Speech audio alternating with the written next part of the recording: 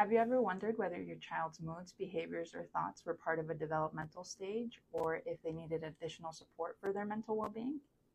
Hello, my name is Daniela Lopez Vives, and I am a licensed clinical social worker and behavioral health specialist at Chess Center. Today, I'm going to be talking to you about children's mental health and answering some common questions parents ask themselves regarding this topic. Thank you for coming in. What brings you in today?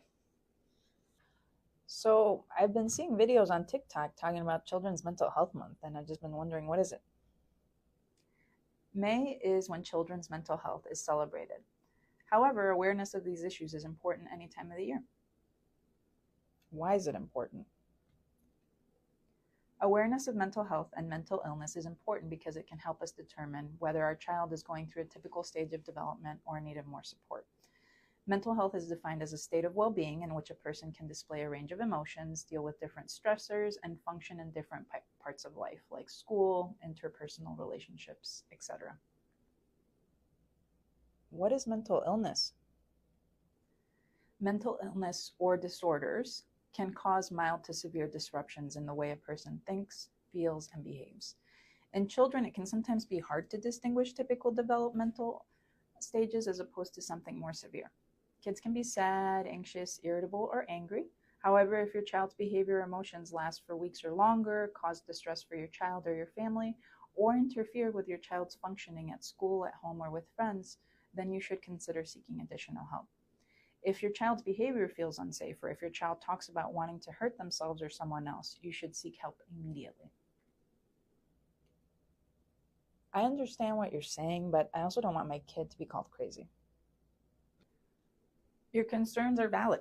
Stigma surrounding mental health and mental illness has existed for a long time, and even though we have made many advances in normalizing this topic, stigma can still prevent people from seeking support they need. However, by the fact that we're learning and talking about this topic, we're taking steps to reduce stigma. So, for example, per the CDC, 50% of people who develop a psychiatric illness have symptoms of a disorder before age 14, and 75% will have symptoms by age 25. All ages are susceptible, but the young and the old are especially vulnerable. Thus, the earlier you learn about this and know the ways to support your child, the better their health outcomes.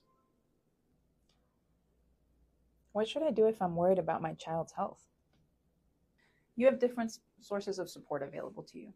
You can contact your child's medical care provider, mental health clinicians like a psychiatrist, psychologist, social worker, or your child's school. For an emotional crisis, you can text HOME to 741-741, or you can call the Suicide Lifeline at 988 or 911 for emergencies. What are some other ways I can help my kid? You can promote good health practices similarly as you would with physical health. You can make sure to limit screen time, access to smartphones, and the internet based on their developmental age. You can make sure they eat a variety of healthy foods, participate in physical and social activities, and practice mindfulness or breathing techniques. Children also benefit from you talking to them with curiosity and validating their emotions. Thank you. This makes me feel a lot better. I think I have more tools now in understanding how to help my child. You're welcome, and thank you for being willing to learn about children's mental health with me. If you have any questions about this topic, you can contact us at Chess Center.